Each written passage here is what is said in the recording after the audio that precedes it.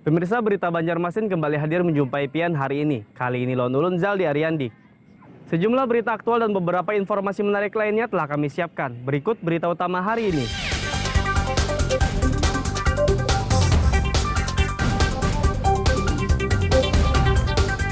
...136 rumah di Kabupaten Banjar rusak diterjang angin puting beliung.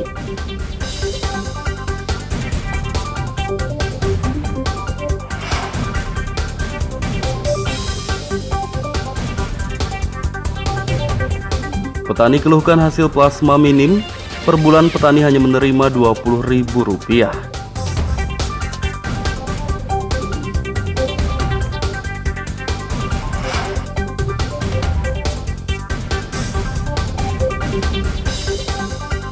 Operasi keselamatan Intan tahun 2022 di Kabupaten Tanah Bumbu dimulai.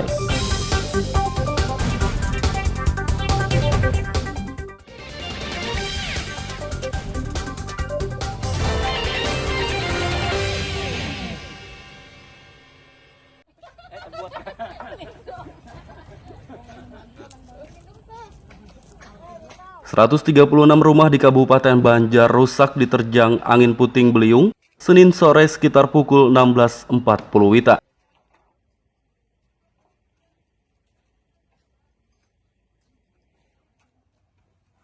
Terpantau Selasa pagi, puluhan rumah di Desa Pemakuan, Kecamatan Sungai Tabuk terdampak terjangan puting beliung. Sebagian rumah mengalami rusak ringan, sedang hingga berat seperti roboh dan atap terlepas. Salah satu warga Asraniah mengatakan, saat puting beliung terjadi, ia bersama bayinya berada di dalam rumah. Beruntung mereka sempat keluar sebelum terjangan angin merobohkan rumah. Hujan, angin-anginnya. Sempat keluar, rubuh rumahnya. Berapa keluarga di dalam rumah itu, Bu? Empat anak, 2 ulun, laki ulun. Saat kejadian itu ibu dalam rumah sedang apa, Bu? Apa yuk? Bukan anaknya, nama anak. Kaget, Bu, ya? Nggih, abahnya di perumahan. Jadi dalam saat kejadian itu cuma sempat bangnya datang mau ambil anaknya. Macam-macam untuk kasaran ya, macam tungkat ya lah. Nah, bangunan gitu nah. Material gitu nah ini. Pak, saat kejadian ini keluarga Pian saat itu berada di mana, Pak? Enggak, agatan di luar mah ambil cangkir kan ke nomor solah. Mantagi. Kejadiannya jam berapa tuh? Jam 4 lewat. Setengah 5-an. Tuh hujan apa gimana? Ada hujannya sedikit, begitu timbul aja langsung datang angin. Kepala Pelaksana BPBD Ahmad Solhan menjelaskan, 135 rumah yang terdampak tersebar di 5 desa Kecamatan Sungai Tabuk dan 1 desa Kecamatan Martapura Barat. Yang terdampak ada 84 buah. Nah ini sekarang ini setelah ini investigasi lagi kan tadi ternyata bertambah 136 buah dari data dari kecamatan. Nah dari 5 desa di Kecamatan Sungai Tabuk, Desa Pemakuan, Desa Sungai Tabuk Keramat, kemudian Desa Lokputar, Desa Sungai Bangka, dan Desa Pembantanan. Nah, 1 desa lagi di Kecamatan Martapura Barat, yaitu Desa Sungai Rangas Hambuku, ada 1 buah di situ terdampak. Tidak ada korban jiwa dalam peristiwa ini, sebagian besar korban mengungsi di rumah kerabatnya. BPBD telah mengirim bantuan logistik dan mendirikan dapur umum untuk para korban. Dari Kabupaten Banjar, Lutfi Darlan dan Fahmi melaporkan. Pengelolaan plasma ini. Kemudian ke direksi tanggal 20. Ratusan petani di Kabupaten Batola mengeluhkan minimnya hasil perkebunan kelapa sawit. Perkebunan yang masuk dalam program plasma tersebut dikelola PT Agribumi Sentosa ABS bersama KUD Jaya Utama sejak 12 tahun lalu. Dalam rapat anggota tahunan yang digelar Selasa kemarin, petani mengatakan hasil plasma hanya Rp20.000 per bulan. Mereka pun meminta pengelolaan dibenahi agar hasilnya dapat meningkat. Intinya ada pembenahan ke depannya yang lebih bagus. Ibaratnya ini ada perjanjian di atas materai atau dengan anggota koperasi bahwa dalam 3 bulan yang akan datang pembenahan itu per hektarnya sudah ibaratnya menemukan hasil dan disetujui oleh anggota, dan semoga untuk kedepannya nanti ibaratnya SHU kita dari anggota bisa memakmurkan anggota kita dan ibaratnya bisa memuaskan anggota juga. Ketua KUD Sunardi berjanji pihaknya akan berbenah dan setelah 3 bulan ke depan, petani mendapat hasil 2 juta rupiah per bulan. Plasma adalah untuk kesejahteraan anggota. Dan kemudian di dalam komitmen kami tadi di dalam RAT dan kita munculkan dengan surat saksi berita acara yang nanti akan dipegang oleh setiap anggota bahwa kita mulai bulan Maret ini 3 bulan ke depan kita menuntut produksi 1.500 ton per bulan. Dengan asumsi itu, insya Allah dengan harga yang sekarang masih di atas 3.000, kita bisa berasumsi SHU bisa 1 juta per hektar per bulan. Itu komitmen kami dan insya Allah kami akan mengawal 3 bulan ke depan. Dengan begitu, kita akan menekan perusahaan untuk memegang komitmen di dalam berita acara itu. Petani memberi tempo waktu 3 bulan kepada PT ABS dan KUD Jaya Utama untuk pembenahan. Jika hasil plasma tetap minim, mereka akan mengelola lahan secara mandiri. Dari Kabupaten Batola, Lutfi Darlan dan Ibrahim melaporkan.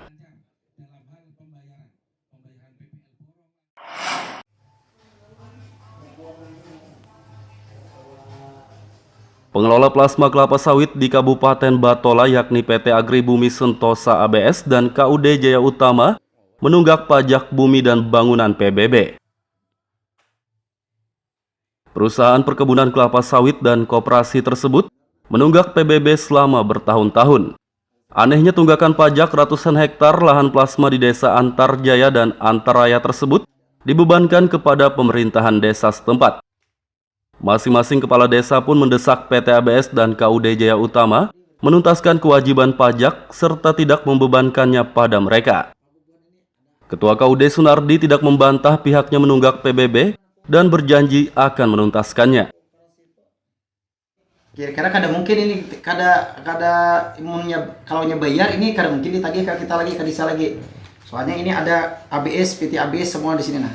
Ini sudah berapa tahun tuh nunggaknya itu? 6 tahun.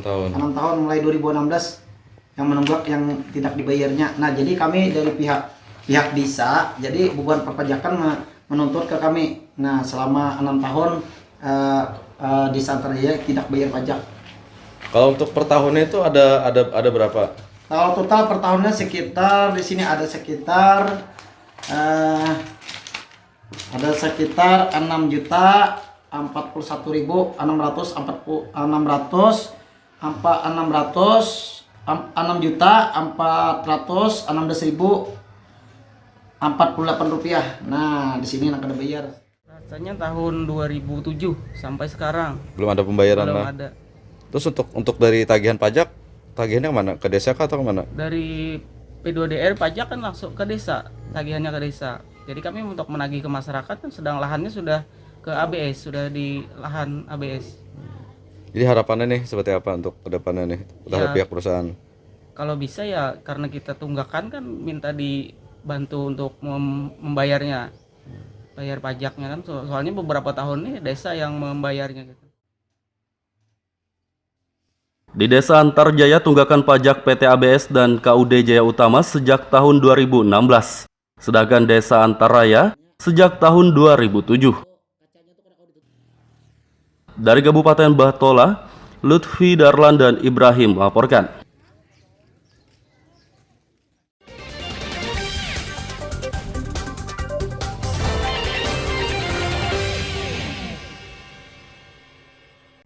Pemirsa masih bersama kami dalam Habar Banjarmasin.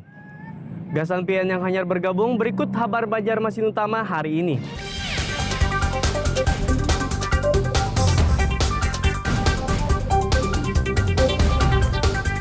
...136 rumah di Kabupaten Banjar rusak diterjang angin puting beliung.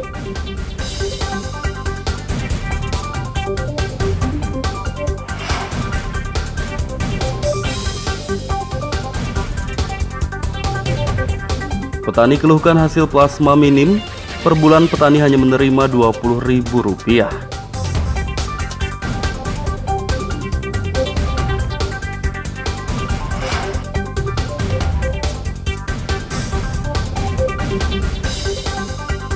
Operasi Keselamatan Intan tahun 2022 di Kabupaten Tanah Bumbu dimulai.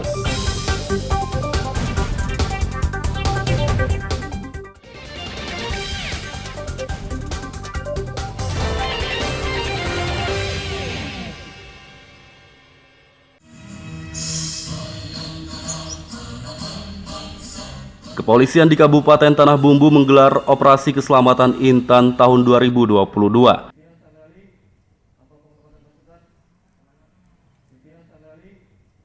Kegiatan diawali dengan apel gabungan bersama Forkopimda dan sejumlah instansi Selasa pagi. Operasi Keselamatan Intan digelar selama 14 hari untuk meningkatkan kepatuhan masyarakat dalam berlalu lintas. Selain itu juga memutus mata rantai penyebaran COVID-19. Budaya tertib lalu lintas di masyarakat, khususnya masyarakat Tanah Bumbu. Jadi gambarannya singkat aja. Kalau lampu merah berhenti, kalau lampu hijau jalan, dilarang belok kiri, dia tidak belok kiri. Gambarannya seperti itu. Jadi sudah ada beberapa upaya juga yang kita jalankan, baik represif, preemptif maupun persuasif. Kalau represif seperti misalnya, kalau kita rahasia, salah langsung kita tindak. Jadi kalau persuasif, kita ada rahasia, salah kita cuma berikan teguran. Kalau untuk kegiatan persuasif lainnya, seperti sosialisasi ke sekolah, ke pesantren, dan ke tempat-tempat umum seperti itu. Operasi Keselamatan Intan akan digelar di sejumlah lokasi yakni pasar, terminal, pelabuhan, dan fasilitas umum lainnya. Dari Kabupaten Tanah Bumbu, Lutfi Darlan dan Kristiawan melaporkan.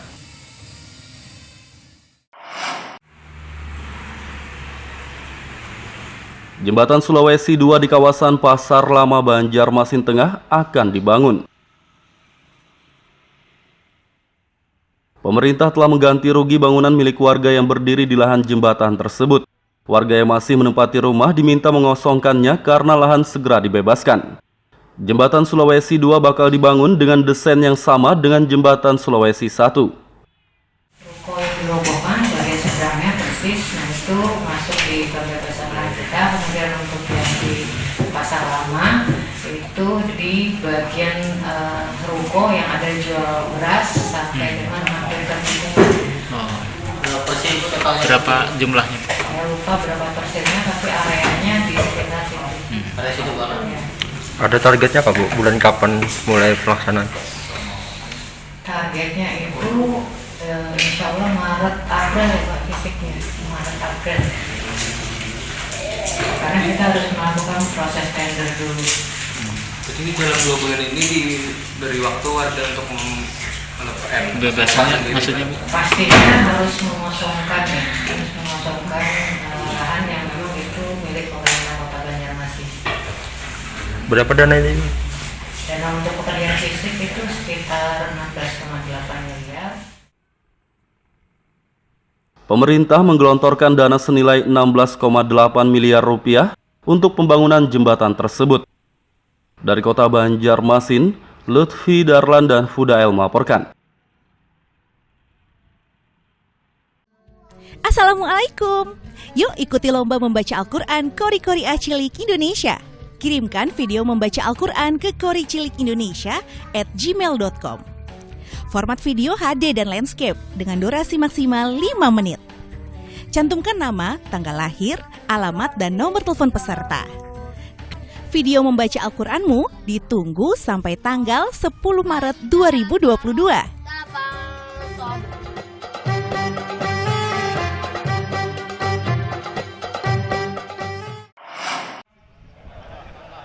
Tanggal 25 Januari 13 jabatan kosong kepala SKPD di lingkup pemerintahan Kota Banjarmasin akan dilelang. Lelang jabatan eselon 3 tersebut rencananya dimulai pada pertengahan Maret 2022 ini. Badan Kepegawaian Daerah Pendidikan dan Pelatihan BKD Diklat telah membentuk tim panitia seleksi lelang jabatan. Mereka sudah itu tergantung, saya pikir kan kita ini masih tergantung ke ASN ya. Kalau cepat kan bisa cepat ya di April, April. Kalau kita sih jadwal ya di pertengahan itu kita buka. Nanti di tanggal 20-an ya, 20 ke atas sedikit. Nah itu sudah apa? Tes seleksinya di situ. Mungkin April kita sudah buka sudah. Rekomendasi yang ditunggu ini rekomendasi untuk menggelar lelang itu. Iya, kan belum kan. Kan baru aja kita bentuk. Dan prosesnya memang demikian. Kalau enggak nanti kan secara prosedural memang. Bisa dilakukan tahap-tahapan dari proses pendaftaran sampai ya kalau mereka kan dia ada beberapa indikator yang dilakukan. Kan yang pertama ada asesmen ini untuk menguji tentang kompetensi manajerial ya, kepemimpinan dan lain-lainnya. Kosongnya jabatan 13 kepala SKPD karena reposisi atau pergeseran. Selain itu sebagian pejabat juga ada yang pensiun. Dari kota Banjarmasin, Lutfi Darlan dan Fudael melaporkan.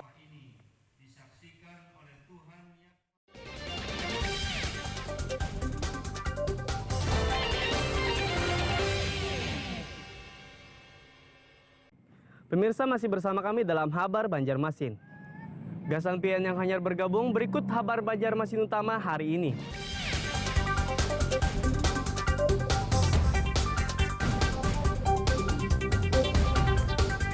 ...136 rumah di Kabupaten Banjar rusak diterjang angin puting beliung.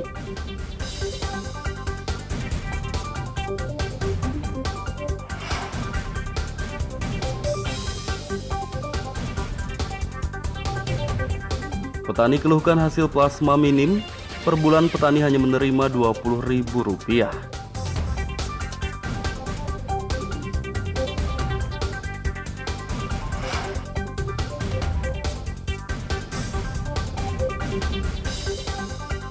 Operasi keselamatan Intan tahun 2022 di Kabupaten Tanah Bumbu dimulai.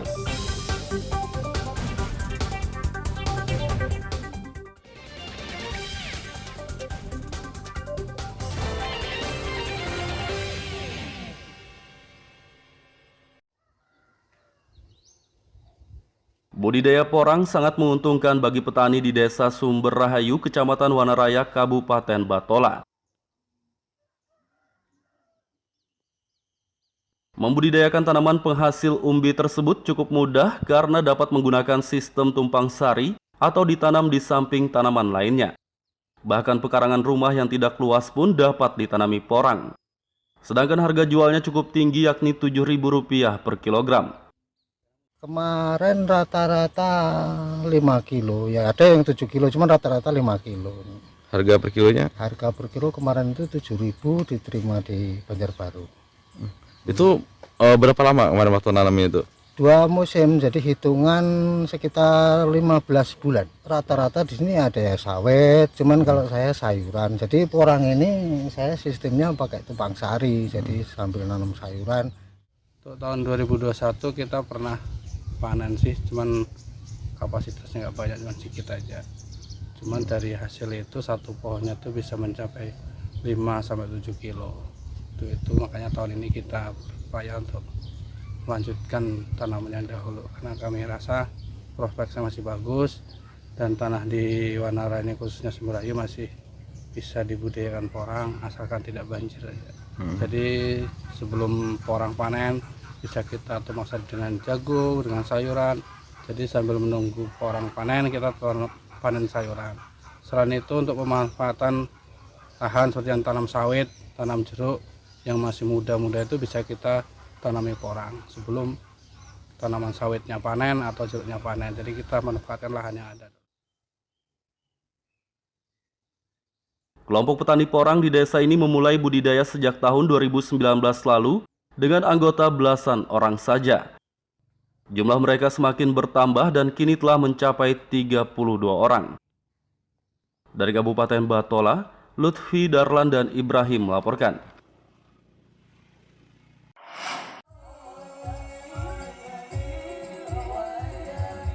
Warga Kuin Selatan, Banjarmasin Barat menggelar acara peringatan Isra Mi'raj Nabi Muhammad SAW sekaligus haul ke-17 tahun Gurus Kumpul.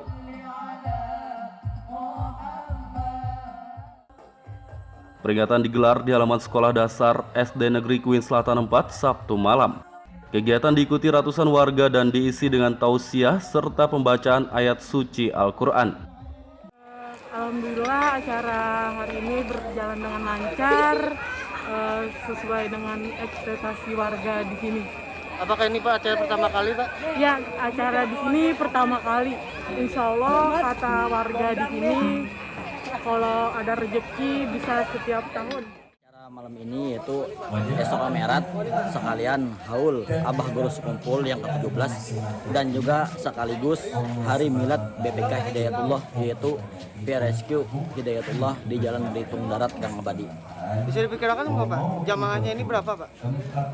Kemungkinan untuk jamaah yang hadir sekitar 900 lebih, itu datang dari berbagai pelosok dari Gambut, dari Binuang, dan ada juga dari luar Kalimantan Selatan. Untuk relawannya Pak, ada berapa Pak? Untuk relawan, kemungkinan kami dari relawan BPK Hidayatullah itu sekitar 20 orang dan juga dibantu dari rekanan relawan BPK Al-Huda Kuin Selatan dan juga dibantu dari rekanan relawan remaja Nurul Huda Simpang Belitung. Peringatan Isra Mi'raj dan haul Guru Sekumpul diharapkan dapat meningkatkan keimanan dan ketakwaan. Dari Kota Banjarmasin, Muhammad Lutfi Darlan melaporkan. Assalamualaikum. Yuk ikuti lomba membaca Al-Quran Kori-Kori Cilik Indonesia. Kirimkan video membaca Al-Quran ke koricilik-indonesia@gmail.com. Format video HD dan landscape dengan durasi maksimal 5 menit. Cantumkan nama, tanggal lahir, alamat, dan nomor telepon peserta. Video membaca Al-Quranmu ditunggu sampai tanggal 10 Maret 2022. Saksikan Kori-Kori Cilik di Ajwa TV.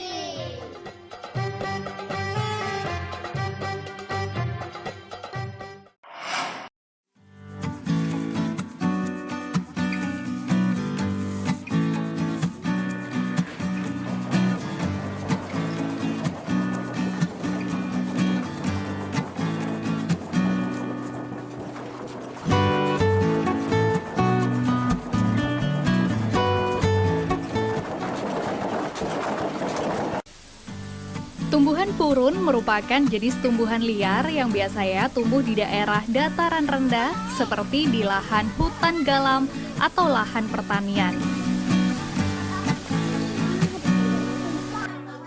Tumbuhan ini biasanya digunakan untuk membuat berbagai macam kerajinan anyaman seperti bakul, tikar, topi, tas, dan berbagai macam kerajinan lainnya.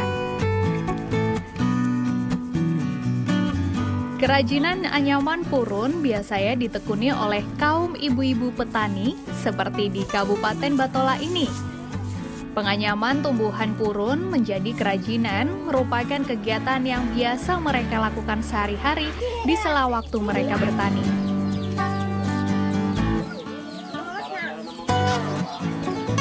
Nah, selain sebagai pengisi waktu senggang dalam bertani, menganyam kerajinan purun ini juga menambah penghasilan mereka.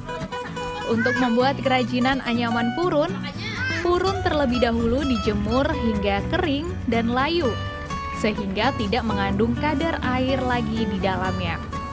Kemudian purun dipilah sesuai ukuran, baik besar dan panjangnya yang berbeda-beda.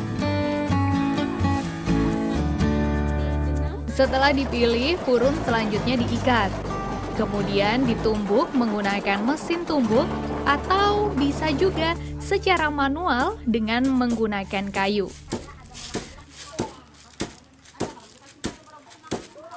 Proses ini akan membuat purun lebih kuat dan benar-benar kering serta tidak mengandung kadar air lagi. Sementara untuk menganyam kerajinan purun, para pengrajin menyatukan beberapa helai purun dengan pola-pola anyaman dan terus disambung hingga kerajinan selesai. Biasanya purun dibuat menjadi topi, tas, dompet, karpet tradisional, dan yang lain.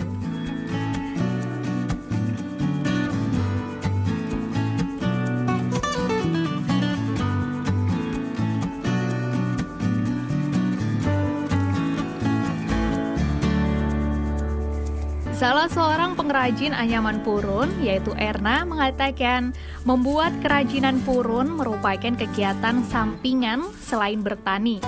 Dengan menganyam purun, dia mendapatkan tambahan penghasilan untuk kebutuhan sehari-hari keluarganya. Kalau selain membuat ikan ini apa biasanya? Itu abah rumah petani kita habis tanam ini sampingannya lagi.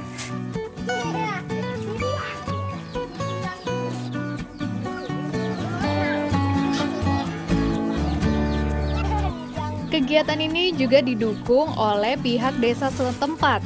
Menurut Kepala Desa Sungai Raya, Amar Jadi, mengatakan agar bahan baku kerajinan purun tetap tersedia, pihaknya telah menyisihkan dana desa untuk budidaya tumbuhan purun. Budidaya purun ini tetap kami kembangkan, yaitu dengan cara salah satunya untuk permodalan kami sisihkan untuk kegiatan di bidang BUMDes. Jadi dana itu kami ambilkan untuk budidaya purun ini dan dianggarkan untuk di dana desa. Selain sebagai penambah penghasilan bagi para petani di sela waktu mereka, menganyam kerajinan purun ini juga merupakan kearifan lokal yang sudah turun-temurun dilakukan sejak zaman dahulu. Muhammad Lutfi Darlan melaporkan dari Batola, Kalimantan Selatan.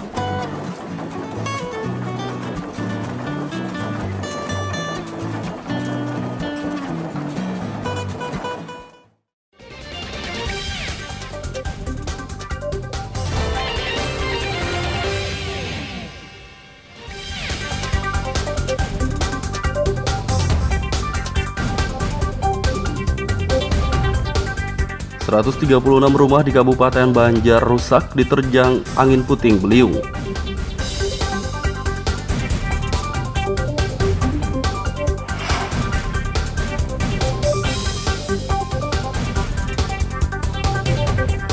Petani keluhkan hasil plasma minim, per bulan petani hanya menerima Rp20.000.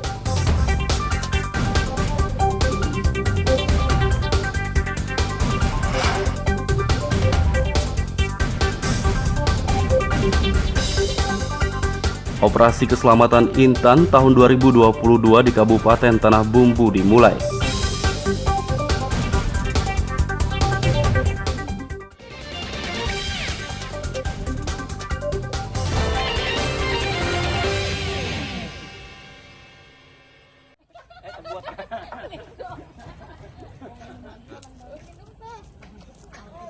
...136 rumah di Kabupaten Banjar rusak diterjang angin puting beliung Senin sore sekitar pukul 16.40 WITA.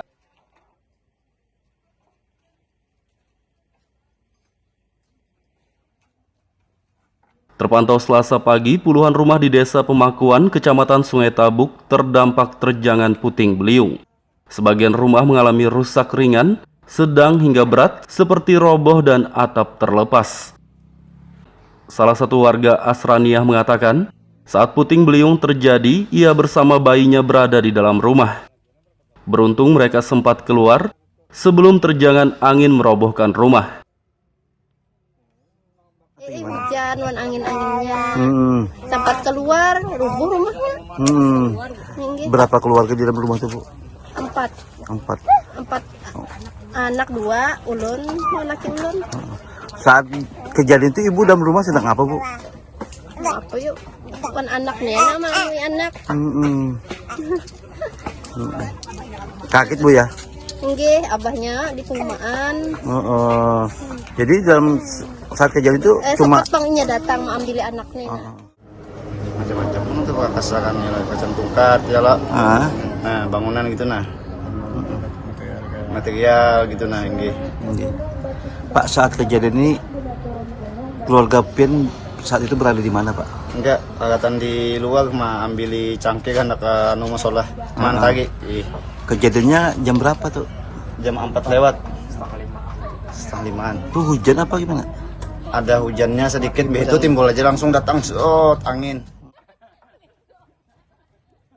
Kepala Pelaksana BPBD Ahmad Solhan menjelaskan, 135 rumah yang terdampak tersebar di 5 desa Kecamatan Sungai Tabuk dan 1 desa Kecamatan Martapura Barat. Yang terdampak ada 84 buah. Nah ini sekarang ini setelah ini investigasi lagi kan tadi ternyata bertambah 136 buah dari data dari kecamatan. Nah dari 5 desa di Kecamatan Sungai Tabuk, Desa Pemakuan, Desa Sungai Tabuk Keramat, kemudian Desa Lokutar, Desa Sungai Bangka, dan Desa Pembantanan. Nah, 1 desa lagi di Kecamatan Martapura Barat, yaitu Desa Sungai Rangas Hambuku, ada 1 buah di situ terdampak.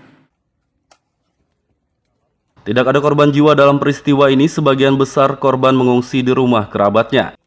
BPBD telah mengirim bantuan logistik dan mendirikan dapur umum untuk para korban. Dari Kabupaten Banjar, Lutfi Darlan dan Fahmi melaporkan.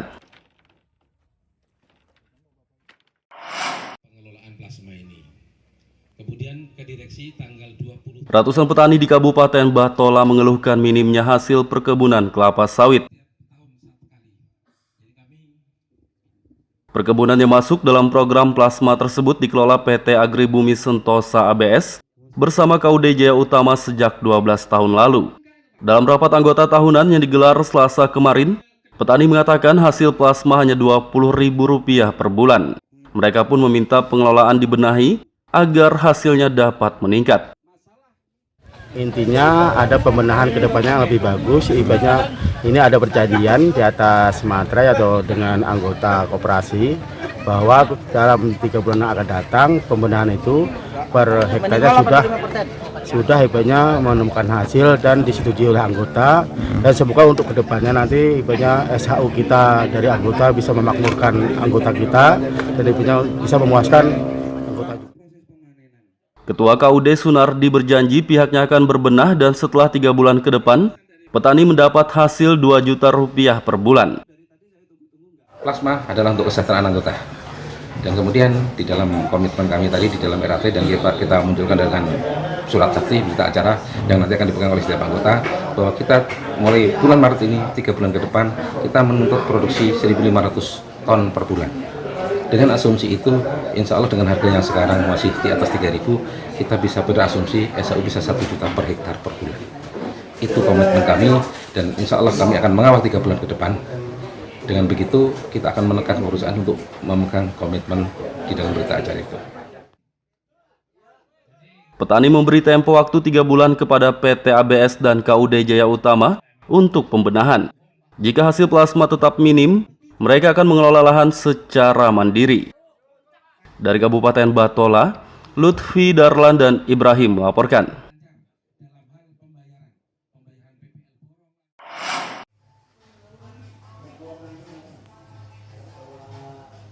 Pengelola plasma kelapa sawit di Kabupaten Batola yakni PT Agribumi Sentosa ABS dan KUD Jaya Utama menunggak pajak bumi dan bangunan PBB.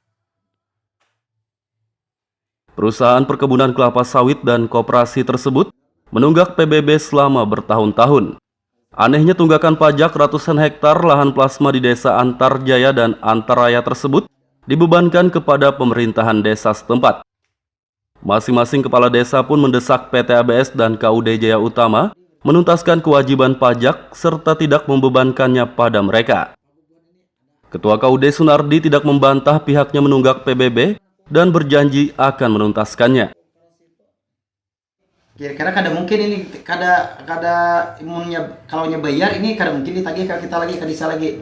Soalnya ini ada ABS, PT ABS semua di sini nah. Ini sudah berapa tahun tuh nunggaknya itu? 6 tahun. 6 tahun mulai 2016 yang menunggak yang tidak dibayarnya. Nah, jadi kami dari pihak desa jadi beban perpajakan menuntut ke kami. Nah, selama 6 tahun di Santarjaya tidak bayar pajak. Kalau untuk per tahunnya itu ada berapa? Kalau total per tahunnya sekitar di sini ada sekitar 6 juta Rp6.416.416.468. Nah, di sini nak ada bayar. Rasanya tahun 2007 sampai sekarang. Belum ada pembayaran Belum lah. ada. Terus untuk dari tagihan pajak, tagihannya kemana? Ke desa kah atau kemana? Dari P2DR pajak kan langsung ke desa, tagihannya ke desa. Jadi kami untuk menagih ke masyarakat kan sedang lahannya sudah ke ABS, sudah di lahan ABS. Jadi harapannya nih seperti apa untuk kedepannya nih terhadap Ya, pihak perusahaan? Kalau bisa ya karena kita tunggakan kan minta dibantu untuk membayarnya, bayar pajaknya kan. Soalnya beberapa tahun nih desa yang membayarnya gitu. Di Desa Antarjaya tunggakan pajak PT ABS dan KUD Jaya Utama sejak tahun 2016. Sedangkan Desa Antarraya sejak tahun 2007. Dari Kabupaten Batola, Lutfi Darlan dan Ibrahim melaporkan. Pemirsa, informasi tadi sekaligus menutup perjumpaan kita kali ini. Ulun Zaldi Ariandi, lawan buhan redaksi mengucapkan selamat beraktivitas, sampai jumpa.